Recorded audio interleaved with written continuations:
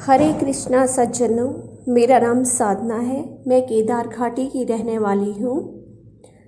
इस वीडियो के माध्यम से सज्जनों में यह संदेश देना चाहती हूँ कि कभी भी किसी से बदला नहीं लेना चाहिए।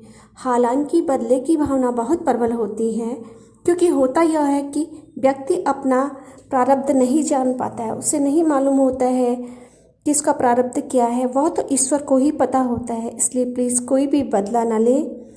बदला लेकर अपना अगला जन्म खराब न करें। यह मैं अपनी आप बीती बता रही हूँ, क्योंकि जब हम पति पत्नी के साथ किसी ने अत्यंत क्रूर अपमानजनक व्यवहार किया, तब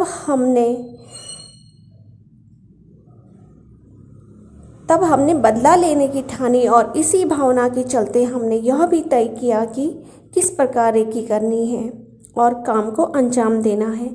इस घटना से पूर्व हम पूर्ण संत व सन्यासी का जीवन जीते थे। यहाँ तक कि भगवत प्राप्ति भी हो चुकी थी।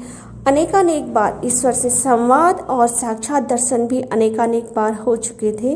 इसलिए तो कह रही हूँ कि बदला लेने की भावना बहुत प्रबल होती है।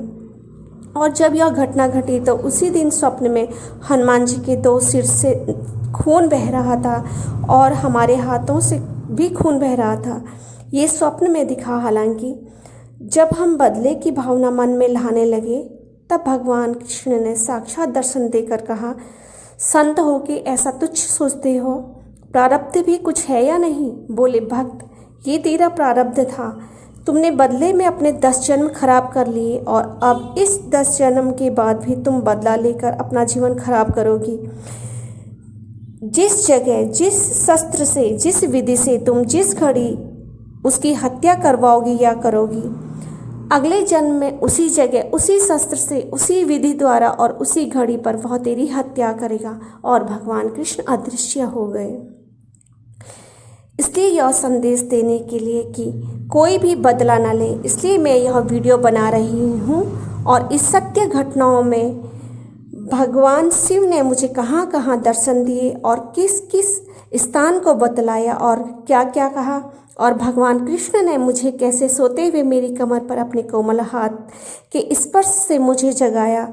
वह कोमल हाथ का स्पर्श मुझे भूले नहीं भूलता। और भी इसमें अनेक बार भगवान की लीला और दर्शन हुए हैं। इस प्रकार से मैं यह आप बीती जन कल्याण के लिए संदेश देने हेतु सुना रही हूँ। सज्जनों, उत्तराखंड में देहरादून से होते हुए हरपटपुर एक स्थान आता है। उसके समीप एक गांव है जिसका नाम रामगढ़ धर्मावाला है। वहाँ एक बलराम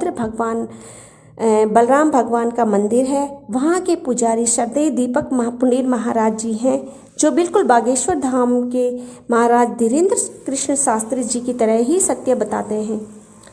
पूर्व में 2017 में मुझे अपने भाई से ज्ञात हुआ कि यहाँ के कोई इस प्रकार का भविष्य, वर्तमान और भूतकाल का कोई ऐसा ज्ञाता है जो सब कुछ बता देता है। 2017 में जब हम वहाँ गए तो उन्होंने हमें 20 वर्ष पहले की ऐसी अनोखी घटना बता दी कि मैं आश्चर्य में पड़ गई। वह बात सिर्फ मुझे ही पता थी। उसके बाद उन्होंने हमारी सारी बातें खोल के रख दी। थोड़ी देर तक मेरा मस्तिष्क शून्य हो गया कि ऐसा कैसा संभव है, क्योंकि पूर्व में मैं तो नास्तिक प्रवृत्ति की थी। जब मैं वहाँ बैठी और मैंने उनकी बातें सुनी, उन्होंने सब सत्य कहा, तब मुझे पहली बार उस मंदिर में यह अनुभव हुआ कि हाँ, भगवान है। उसके बाद मैंने कभी मूर्ति को मूर्ति नहीं माना, साक्षात माना, पूजा करनी शुरू कर दी। अब मैं आध्यात्म के क्षेत्र में ऐसे रच बस गई कि गृहस्थी छोड़ वृंदावन भागने की तैयारी में लग गई। पति का त्याग करने का मैंने पूरा मन बना लिया। अब भगवान की ऐसी ऐसी साक्षात लीलाएं मेरे साथ होने लगी कि क्या कहूँ, कोई यकीन नहीं करेगा। मैंने स्वामी जी को ये लीलाएं बताई और कंफर्म करने के लिए हम भद्राज मंदिर जाने लगे। मेरे परिवार वाले ये सोचने लगे कि कहीं ये पागल तो नहीं हो गई। तब जो लीलाएं मेरे साथ होती, स्वामी जी मंदिर जाते और उनके परिवार वाले और मेरे मायके पक्ष के भी, और दीपक महाराज जी से पूछते कि आप ही स्वयं बताओ, हम कुछ नहीं बताएंगे, बताओ आज कौन सी लीला हुई, 3 दिन पहले कौन सी लीला हुई थी, 2 दिन पहले कौन सी लीला हुई थी और 10 दिन पहले कौन सी लीला हुई थी। वे संपूर्ण वृत्तांत हूबहू वैसे ही बता देते। क्योंकि वे स्वयं ही बता देते हैं सब कुछ, उनसे कुछ भी नहीं कहना होता है। तब मेरे मायके और ससुराल पक्ष को विश्वास हुआ कि जो बात सिर्फ हमें पता है वही लीला इन महाराज जी को कैसे पता चल रही है, अर्थात इसका मतलब है कि वह सत्य ही कह रही है, वह पागल नहीं है, उसके साथ भगवान लीलाएं कर रहे हैं। तब पूरी फैमिली को विश्वास हुआ, क्योंकि उनको प्रमाण मिल गया। घर पर हुई अनेक लीलाओं का वृत्तांत महाराज दीपक पुनीर महाराज जी ने स्वयं ही बताया। इस प्रकार कम से कम मेरे परिवार वालों ने 10 लीलाएं क्रॉस वेरीफाई की, तब पूर्ण विश्वास हो गया। इस बीच हमने अपना स्कूल भी खोल लिया था, जिसमें विदेशी छात्र छात्राएं एनाटॉमी, मेडिटेशन और अन्य प्राचीन विधियां सीखने आया करते थे। इस बीच हम विदेशी छात्रों को भी इस मंदिर की शक्ति के बारे में बताते थे और वहां ले जाते भी थे। जो भी अंग्रेज वहां की शक्ति से अवगत हुआ, उनमें से अधिकांश ने हिंदू धर्म स्वेच्छा से अपना लिया। सन 2018 में जब हम लास्ट टाइम में महाराज दीपक पुनीर, जिन्हें कि हम दीपक भैया के नाम से भी बोलते हैं, तो जब हम दीपक भैया के पास गए और अन्य बातें पूछने लगे तो उन्होंने गंभीर मुद्रा में कहा कि 3 महीने बाद जो ये अप्रिय घटना होने वाली है उससे तो निपट कर आ जाओ पहले। हम पूछने लगे तो उन्होंने जवाब दिया कि यदि मैं बता दूंगा तो यह विधि का विधान जो है उसके विरुद्ध हो जाएगा। हमारी भी कुछ सीमाएं हैं, जो होनी है ऊपर से लिखकर आ रखा है, उसमें हम हस्तक्षेप नहीं कर सकते। हमारी भी देवी देवताओं भगवान के साथ कस्में वादे होते हैं, जिसके तहत हम वादे के मुताबिक विधि के विधान में कोई रोड़ा नहीं बनते। कुछ घटनाएं होनी होती हैं प्रारब्धवश, अर्थात पूर्व जन्म के कर्मानुसार, इसलिए हम बाधित हैं, कोई हस्तक्षेप नहीं कर सकते। 3 महीने बाद वह अप्रिय घटना हुई। हमसे किसी ने 1 लाख रुपया उधार ले रखा था। जब हमने मांगे तो उसने अपने ही घर में आगजनी करके हमारे ऊपर 436 धारा आगजनी का झूठा मुकदमा लगा दिया। ऊपर से हमसे 10 लाख भरपाई मांगने लगा। हमारे से उस पक्ष के विरुद्ध उस पक्ष के मुख्य लोगों ने बहुत ही अपमानजनक दुर्व्यवहार किया, जिससे दुखी होकर हमारे हृदय को इतनी अधिक ठेस पहुंची कि हम पति पत्नी ने आत्मदाह का निर्णय लिया। हमें पैसे का दुख न था, हमारे साथ जो निंदनीय अमर्यादित व्यवहार करके हमें केस में फंसाया गया था वो हमें दुखदायी लग रहा था। यह घटना हमारे साथ 3 नवंबर 2018 को हुई। मैंने यह निश्चय किया कि मैं अपने प्राण त्यागूंगी, लेकिन अच्छी जगह पर त्यागती हूँ, क्योंकि जीवन की यात्रा तो सुखद नहीं रही, किंतु कम से कम प्राण तो अच्छी जगह पर निकले। ऐसा सोचकर हम पति पत्नी ने अपने प्राण त्यागने के लिए केदारनाथ के ऊपर की चोटियाँ चुनी। स्वामी जी ने कहा कि मेरी एक 70 वर्षीय माँ है, उनकी सेवा मैं नहीं कर पाऊँगा। ये शब्द स्वामी जी ने कहे और दुख व्यक्त किया कि माँ के लिए कहा कि मेरे भाई का ही सहारा रहेगा माँ को, मैं तो अब उनको कभी भी देख नहीं पाऊँगा। अपनी माँ से ये अंतिम विदाई लेने अपने घर पहुँचे और जब लौटकर आए तो हमने केदारनाथ के ऊपर चोटी पर अपना प्राण त्यागने का एक कठोर फैसला ले ही रखा था। हमने केवल जाने और केदारनाथ तक का पैसा ले जा रखा था। मोबाइल इन्होंने घर पर अपने माँ को दे दिया, कहा कि हम यात्रा पर जा रहे हैं। गहने भी उनको संभालने के लिए दे दिया। जो स्टूडेंट की टीटीसी आ रखी थी, मतलब जो स्टूडेंट्स के एडमिशन थे, वो मेरे भाई को स्वामी जी ने सौंप दिया। कहा कि टीचर रख के इनको जो है इनका कोर्स कंप्लीट करवा लेना। उसके बाद रूम का किराया और योगा हॉल का एडवांस दे ही रखा था। इस प्रकार से हमने अपने भाई को कहा कि हम दूर कहीं आश्रम में जा रहे हैं। उसको हमारे भाव से लग रहा था कि हम झूठ बोल रहे हैं। वो एड्रेस की जिद करने लगा, मांगने लगा, तो हमने कहा हम पहुंचकर फ़ोन कर लेंगे। हमने यहाँ से 9000 में कार बुक की केदारनाथ तक की। यहाँ से हम रात्रि को निकले। प्रातः 8 बजे हम गौरीकुंड पहुँचे। अब हमारे पास मात्र खच्चर से सवारी करने, वहाँ पहुँचने पर भोजन, एक वक्त का अंतिम समय का भोजन करने का पैसा ले जा रखा था। हम खच्चर से केदारनाथ पहुंच गए। जाकर वहां अंतिम समय का भोजन किया एक दुकान में, वहीं केदारनाथ में। और फिर मैंने रोते रोते नंदी महाराज और केदारनाथ मंदिर की हर मूर्ति को रो रो कर स्पर्श करते हुए चरणों में प्रणाम किया और शिवलिंग को भी छूकर प्रणाम किया रोते रोते। और स्वामी जी भी जो कि बेरंग हो रखे थे। अब हम दोनों ही मंदिर से बाहर निकले। हमारे पास कुछ पैसे बचे थे, उनमें से हमने एक पीतल का शिवलिंग लिया और कुछ फूल खरीदे। अब इनके पास मात्र 10 रुपये बचे थे। उस दिन बड़ी दिवाली थी, 7 नवंबर 2018 का दिन था।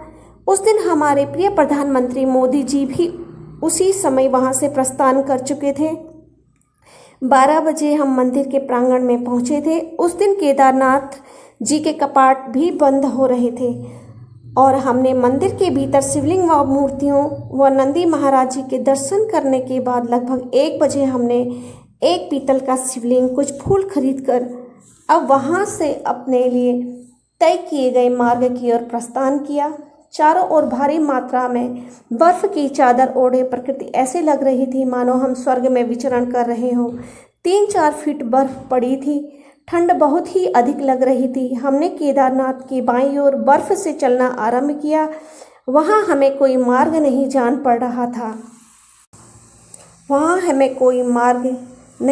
पड़ रहा था। हम बर्फ में गिरते निकलते ऊंचाई की ओर चढ़ते रहे उस बर्फ में। और यदि ये बर्फ में स्वामी जी अगर बर्फ के अंदर घुसते तो मैं इनको पूरे जी जान लगाकर ऊपर खींचती, और यदि मैं बर्फ में धंस जाती तो स्वामी जी मुझे निकालते। ऐसे ही गिरते पड़ते हमने केदारनाथ के ऊपर चोटी की चढ़ाई की और रास्ते में हमें एक मान दिखाई दी जिसके भीतर से गुर्राहट की आवाज़ आ रही थी। उस मान के बाहर ताज़ा ही खाया हुआ कंकाल पड़ा था। हमने देखा कि चारों ओर स्नो लेपर्ड के पाँव के निशान बर्फ में पड़े हैं। अब मैंने स्वामी जी से कहा, जहाँ जहाँ ये निशान है वहीं वहीं अपने पाँव रखो जिससे हम डूबे न बर्फ़ में।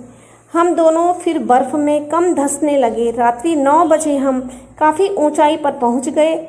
अब हमारे शरीर में थकान और ठंड से घुटने तक के पाँव सुन्न हो चुके थे कि काटो तो खून नहीं। अब आगे न चलकर हम चांदने में ही वहीं एक पत्थर को साफ कर हम दोनों ने उसी पर समाधिस्थ होकर प्राण त्यागने का फैसला लिया। हमने बैठकर सामने शिवलिंग रख उस पर फूल चढ़ाए। केवल जेब में 10 रुपये बचे थे। हमारे पास फ़ोन भी नहीं था। हम चंद्रमा के चांदने और केदारनाथ की बिजली की लाइटिंग्स के तेज रोशनी के सहारे ही हम वहां तक पहुंचे थे। अब रात्रि के 9 बजने ही वाले थे लगभग। हम ध्यान में लग गए भोलेनाथ के, और हमें ये लग रहा था कि हमारे बिना भोजन पानी के 2-3 दिन में ही प्राण पखेरु उड़ जाएंगे। लेकिन मात्र 8-10 मिनट ही मुश्किल से पूरे हुए होंगे कि मेरी आंखों के आगे भोलेनाथ का बीच का त्रिनेत्र विशालकाय रूप में प्रकट हुआ। आंख बंद थी मेरी, और ऐसा दृश्य देख मैंने तुरंत स्वामी जी की ओर पलटकर देखा तो तुरंत स्वामी जी ने भी मेरी ओर मेरे साथ साथ पलटकर देखा। जो बात त्रिनेत्र वाली मैं स्वामी जी को बताने लगी, पलटकर मुझसे पहले यही बात रोमांचक होकर स्वामी जी ने मुझे बताई। वे बताने लगे, तभी मेरे कान में यह आवाज़ आई कि यहाँ से तुरंत निकलो, यहाँ तुम्हारी मृत्यु नहीं लिखी है। साथ ही साथ मेरी आंखों के आगे एक मरा बछड़ा, आधी बर्फ से भरी हुई बेहद खूबसूरत बनावट वाली सुराही आई। जब मैंने स्वामी जी को पूछा, क्या कान में आवाज़ वाली बात सुराही और बर्फ से आधी भरी हुई और मरा हुआ बछड़ा भी क्या आपके सामने पर आया? ये सब कुछ देखा आपने? तब स्वामी जी ने कहा, नहीं, मैंने सिर्फ बड़ा सा नेत्र देखा जो मेरी बंद आंखों के सामने आया। इसके अलावा न मैंने कुछ देखा न सुना। फिर मेरा मन भगवान ने ऐसा कर दिया कि अभी चलो वहाँ से, सब कुछ फेस करेंगे, स्थिति जैसे भी होगी। तो अब क्या करें? जब ऐसा ही लिखा होगा भाग्य में तो होगा, जो भी होगा देखा जाएगा। कभी तो हमारे साथ कुकृत्य करने वालों के आगे उनका पाप का घड़ा भर के फूटेगा। सबके कर्मफल का लेखा जोखा ऊपर वाले के पास है। जब हमारी गलती ही नहीं है तो हम क्यों मरे? ईश्वर ही अब फैसला करेगा। जब हमें यहाँ से भेज रहा है भोला, तो वही इंसाफ भी करेगा। ऐसा मेरा मन मुझे समझा रहा था। ये सब मैंने स्वामी जी से कही ये बातें, और फिर दोनों ने केस को फेस करने का फैसला किया। वहाँ से 9 बजे के करीबन थोड़ी देर बाद लगभग 9:15 पर हम रात्रि में ही वहाँ से उसी प्रकार उतरने का फैसला लिया जैसे चढ़े थे। उसी पर गिरते डूबते संभलते हम दोनों मंदिर में 11:30 बजे रात्रि पहुँच गए। उतरने में हमें बहुत ही कम समय लगा। हम फिसलते गिरते नीचे आ पहुँचे। भोलेनाथ की कृपा ऐसे हुई कि हम भी खुद आश्चर्य में पड़ गए। जैसे पूरे गीले हो रखे थे हम, बर्फ के कारण पांव घुटने तक सुन्न थे, हाथ भी जिंदा लाश की तरह शरीर हम ढो रहे थे। जैसे ही हम मंदिर के प्रांगण में पहुँचे, वहाँ जैसे भोलेनाथ ने हमारी सारी व्यवस्था कर रखी हो। जगह जगह अघोरियों की आग सेकने की व्यवस्था कर रखी थी। एक जगह पर बहुत सारा कोयला जल रखा था, आग भी खूब तपिश दे रही थी। हम वहीं पर गए। उस आग के पास कोई भी नहीं बैठा था, बस आग जल रही थी। हमने अपने कपड़े सुखाए, तभी एक होटल वाला वहाँ आया जहाँ हम आग सेक रहे थे। कहा, खाना बना है, खा लीजिए। रहने के लिए हमारे पास व्यवस्था है। हमारी इच्छा खाने के लिए नहीं थी। हम दोनों बहुत दुखी थे कि अब पता नहीं क्या होगा आगे। हमारे पास पैसे भी नहीं थे। हमने खाने के लिए मना कर दिया, क्योंकि आग सेकते सेकते ही लगभग अब 11:30 से ऊपर हो चुके थे रात्रि के। हमें जब उस व्यक्ति ने सोने की व्यवस्था के लिए कहा, तो हमने झूठ कह दिया कि हमारे पैसे मोबाइल रास्ते में गिर गया है, इसलिए हमारे पास पैसा नहीं है। उस व्यक्ति को क्या मालूम कि हम विपदा के कारण झूठ बोल रहे। उस 24-25 साल के युवक ने कहा, अभी तक मैंने कभी ऐसा केदार बाबा के यहाँ आने वाले श्रद्धालुओं के साथ ऐसी अप्रिय घटना घटी सुनी नहीं है, असंभव। अब उस 24-25 साल के युवक ने कहा, चिंता मत करो कि तुम्हारे पास पैसा नहीं है, कोई बात नहीं, खाना खा लो। हमारी इच्छा खाने की नहीं थी, हमने मना कर दिया। फिर उस युवक ने कहा कि आपकी सोने की व्यवस्था एक रूम में हो जाएगी। हमें वहाँ बगल में ही वो लेकर चले गए। देखा तो पूरा रूम 25-30 रजाइयों से भरा हुआ था और कंबल भी पड़े हुए थे। जितनी मर्जी उतने ओढ़ लो ठंड में। पैसे की चिंता मत करना, कोई बात नहीं। फिर स्वामी जी ने कहा कि मैं घर जाकर आपके अकाउंट में डाल दूंगा पैसे। फिर हम सो गए। रात को हमें अब ठंड का भी पता नहीं चल रहा था। हमने 2-3 रजाई एक साथ ओढ़ ली थी। जब सुबह हुई तो हमें उस युवक ने चाय लेकर दी, किंतु हम चाय नहीं पीते, इसलिए हमने मना कर दिया। उनसे कहा कि आप हमें 1000 रुपये उधार दे दीजिए। लौटते समय खाने पीने के लिए, कॉल करने के लिए प्लीज़ फ़ोन भी दे दीजिए, जिससे हम कार वापसी के लिए बुक करा सकें। और फिर उन्होंने 1000 रुपये दे दिए। हमें वो अकाउंट नंबर ही नहीं दे रहे थे, कह रहे थे कि कोई बात नहीं, कोई बात नहीं। हमने जब 1000 रुपये नहीं पकड़े, तब जाकर उन्होंने अकाउंट नंबर दिया। तब कॉल कर हमने कार वापसी के लिए बुक की और वापस आ गए। 8 नवंबर को हम 10:30 बजे अपने घर पहुँचे और वहाँ अपने कमरे में न जाकर अपने भाई के कमरे में ही हमने रात्रि विश्राम किया। हम बहुत दुखी थे। स्वप्न में हनुमान जी 13-14 साल के बालक बने हुए, कंधे पर गदा लिए हुए और हमारे सोने के बीच पहरा दे रहे, जैसे ऐसे स्वप्न में दिख रहा था। लाल मुखधारी, कंधे में गदा लिए हुए, कमरे में बीचों बीच रिक्त स्थान में इधर से उधर घूम रहे, गदा कंधे में लिए हुए।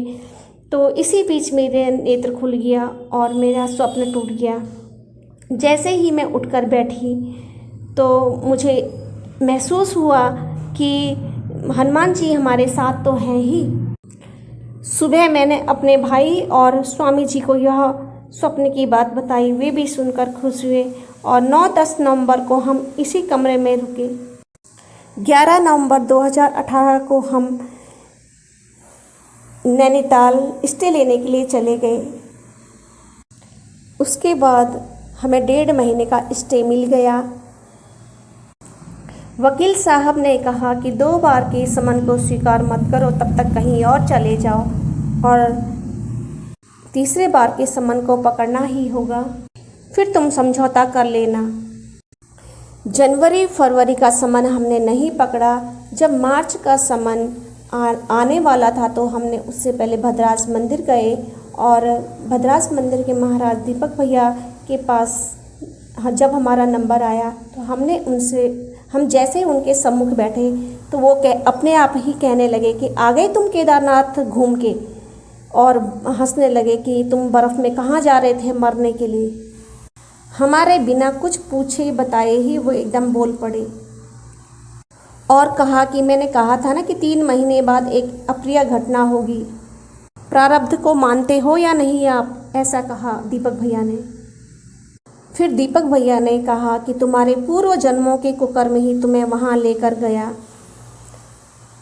मैं स्वामी जी अब बदले की आग में जल रहे थे। फिर दीपक भैया ने भी स्वयं ही कहा कि 10 जन्मों से साधना तुम बदला लेकर तुमने अपने 10 जन्म खराब कर दिए।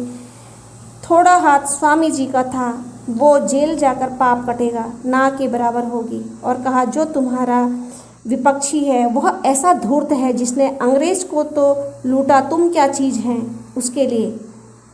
कहा कि उसका पाप का घड़ा फटेगा लेकिन अभी वक्त लगेगा क्योंकि अभी उसके पुण्य चल रहे हैं, लेकिन तुम्हारे भाग्य में उसका बुरा देखना नहीं लिखा है। जब उसका पाप उसके सामने आएगा तुम देखने के लिए सामने नहीं रहोगे। और बदले की बिल्कुल भी मत सोचना, वरना अगले जन्म में वो तुमको वैसे ही मौत देगा जैसे तुम इस जन्म में उसके लिए सोच रहे हो बदला लेने के लिए। दीपक भैया ने हर वो बात बताई जो भगवान कृष्ण ने साक्षात प्रकट होकर हमें बताई थी। दीपक भैया ने अपने आप स्वतः ही सब कुछ वही बताया जो हमारे बीच लड़ाई के दौरान बातें हुई, जो धमकी हुई, जो पैसा का लेन देन हुआ, फिर ठगना, उसने हमें ठगा जो जिस तरीके से, और अंग्रेज वाली बात जो उन्होंने स्वयं ही बोली। हमने गांव वालों से सुना था कि लोगों ने हमें बताया कि इस धूर्त ने 1 करोड़पति वृद्ध अंग्रेज को झांसा दिया कि वह उसकी सेवा करेगा, और ऐसा झूठा झांसा दिया और बाद में उससे कुछ लाख रुपए उधार ले लिए। जब अंग्रेज ने कहा कि मुझे घुमाने फिराने ले चलो, तब इस धूर्त ने जो है उस वृद्ध अंग्रेज को किसी अनजान जंगल के रास्ते पर ले जाकर कहा कि यहाँ से चले जा वरना इसी पहाड़ी से धक्का दे दूंगा तुझे। वो वृद्ध अंग्रेज ने लोगों के सामने इंडियंस की बहुत बुराई की कि इंडियन चोर होते हैं, गंदे होते हैं, और वो वृद्ध अंग्रेज फिर गोवा चला गया। जो बात हमने अन्य लोगों से सुनी थी वही दीपक भैया ने भी कहा कि तुम्हें वह क्या छोड़ेगा, उसने तो अंग्रेज को भी नहीं छोड़ रखा है। और कहा कि फटेगा इसका पाप का घड़ा, लेकिन अभी इसके पुण्य चल रहे हैं, समय लगेगा थोड़ा। और भैया ने हमें समझाया कि तुम्हें स्वयं कृष्ण भगवान ने साक्षात भी यह बात बता दी है कि तुम्हें बदला नहीं लेना है, तो तुम संत हो के ऐसी गलत बात सोचते हो, तुम इतने नीच कुकृत्य के लिए सोच रहे हो, उनकी रेकी कर रहे हो कि तुम उनको मारोगे। नहीं, अपना ये जीवन कभी खराब मत करो, तुम अपने लिए ही गड्ढा खोद रहे हो, ऐसा बिल्कुल भी नहीं करना बच्चे। ऐसा दीपक भैया ने कहा, हमें समझाया। और दीपक भैया ने समझाया कि इस संसार में जो भी रिश्ते नाते हैं वह पूर्व जन्म से ही संबंधित होते हैं। तुम वहाँ क्यों गए? इसीलिए गए क्योंकि तुम्हारा प्रारब्ध तुम्हें वहाँ लेकर गया। ना तो तुम उस गांव के थे, ना तुम वो जानते थे, ना वो तुमको जानते थे, इसलिए तुम्हारा प्रारब्ध ही तुम्हें वहाँ खींच कर लेकर गया। और यहाँ इस संसार में जिस भी इंसान के साथ कुकृत्य होता है या होने वाला होता है, कुछ घटनाएं ऐसी होती है जो प्रारब्धवश ही होती है, तो वह होनी ही होती है। ये तुम्हारा पाप था पूर्व जन्म का, इसलिए तुम बदला तो कभी भी नहीं लेना। तब दीपक भैया ने कहा कि जो भी ये प्रारब्ध के कारण ये घटनाएं घटती हैं, इसमें पूर्व जन्म का ही कुछ लेखा जोखा होता है। अब दीपक भैया ने कहा कि कब पेश होना है। हमने सोचा हम अगस्त में पेश होंगे।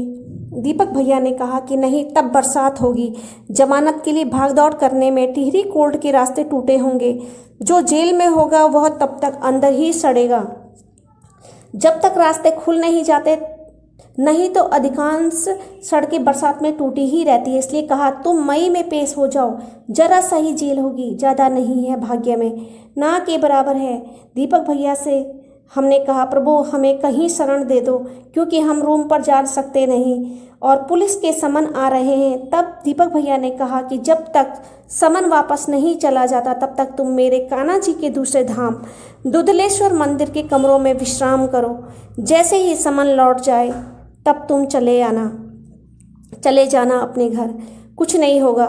लगभग 7 मार्च 2019 से 11 मार्च 2019 तक हम दुधलेश्वर मंदिर पोंटा बहराल गौ सेवा संस्थान में रहे। 5 दिन बाद जब हम गृह आवेश के लिए वहाँ से गए तब तक हम वहाँ पर ही रहे। जब मैं वहाँ पर स्वामी जी के साथ तीसरी रात्रि में अर्थात 9 मार्च 2019 रात्रि को जब मैं सो रखी थी तो सामने कान्हा जी का मंदिर है, उसके सामने कमरे में हमें रखा गया था, रहने के लिए दिया गया था। 9 मार्च रात्रि में भोलेनाथ मेरे स्वप्न में आए और कहने लगे कि मैं और श्री विट्ठल अपने युग में इस स्थान पर बैठे रहते थे एक साथ। वो स्थान भी दिखाया स्वप्न में। मंदिर के पिछले गेट से निकलकर ही समीप में वो स्थान दिखाया स्वप्न में। उसके कुछ दूरी पर यमुना नदी बहती है, काफ़ी चौड़ी नदी है। भोलेनाथ स्वयं स्वप्न में ये बात बोल रहे थे। उनके दर्शन मुझे स्वप्न में सिर से केवल सीने तक ही हो रहे थे।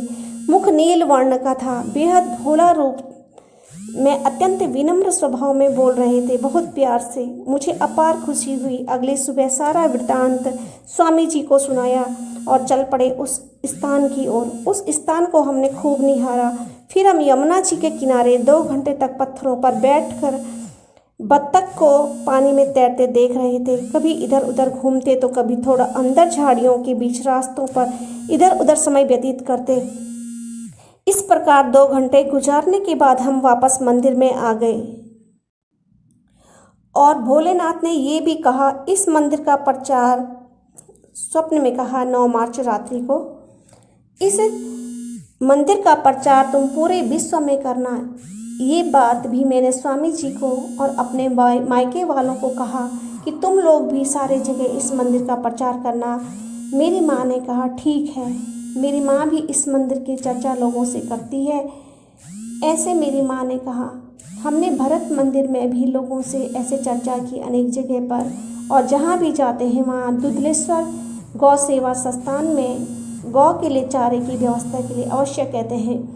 11 मार्च 2019 को हम अपने गृह आवास पर आए। अब समन वापस जा चुका था और अगले ही दिन हम वहाँ से चल दिए। अब आगे अन्य दिव्य घटनाएं हुई। 28 मई 2019 को यह टिहरी कोर्ट में पेश हुए। उस दिन सुबह स्वप्न में मेरे यह आया। सबसे पहले एक पाँव का पंजा, एड़ी से घुटने से नीचे, पाँव के ऊपर की टांग का छोटा सा भाग और पाँव। पहले मेरे कान आँख के बीच में आया, वो पाँव उल्टा था। पहले ये दिखा, उसके बाद किसी ने मेरे आगे से होते हुए सिंदूर को जैसे क्रोध में फेंक दिया, खोलकर बिखरते हुए ज़मीन पर। फिर लाल चुनरी शादी की होती है जो, वो भी ज़मीन पर पटक कर फेंक दी। मैंने सुबह जगकर स्वामी जी को ये बात बताई। स्वामी जी ने कहा, आज पेश तो होना ही है कोर्ट में, 2-3 दिन में जमानत हो जाएगी, परिवार वाले कर लेंगे, तुम चिंता मत करना। ऐसा बोलकर ये टिहरी कोर्ट चले गए। 3 दिन से 7 दिन हो गए तो मैं निराश होने लगी और मैं बहुत दुखी थी। उन दिनों मुझे लगा कि स्वामी जी न जाने और कितने दिन आने में लगाएंगे। मुझे बहुत चिंता हो रही थी और दुख भी। स्वामी जी को अब लगभग काफ़ी 7-8 दिन हो चुके थे। एक दिन सुबह में 6:45 बजे तक सोई हुई थी। उठने का मन नहीं हो रहा था। मैं एक दिन भोजन बनाती और 3 दिन तक वही खाती चावल। मन से बहुत अधिक व्यथित थी मैं। आलस के कारण भी मैं 6:45 बजे नहीं उठ पा रही थी। मैंने मोबाइल में देखा 6:45 हो रहे, डेट याद नहीं मुझे। मन में सोचा 7 बजे उठूंगी और मोबाइल को बगल में बंद कर सोने लगी। तभी कान्हा जी ने मेरी लेटी हुई कमर पर अपने कोमल हाथ की उंगलियों से स्पर्श कर मुझे उठाया, कहा, उठो, खड़े हो जाओ। अब ईश्वर का हाथ मेरे कमर पर स्पर्श करते ही, उठो शब्द सुनते ही मैं बिस्तर में उछल पड़ी, डर के मारे कि आखिर ये कौन है जिन्होंने अपने कोमल हाथों से मुझे उठो कहकर उठाया, खड़े हो जाओ। जब मैं उछलकर बैठ गई तभी आकाशवाणी हुई कि अब तुम्हारे जीवन में कभी केस नहीं होगा, ये अंतिम केस है। मैं आकाशवाणी सुनकर ऐसे हो गई जैसे काटो तो खून नहीं। थोड़ी खुशी भी हो रही थी।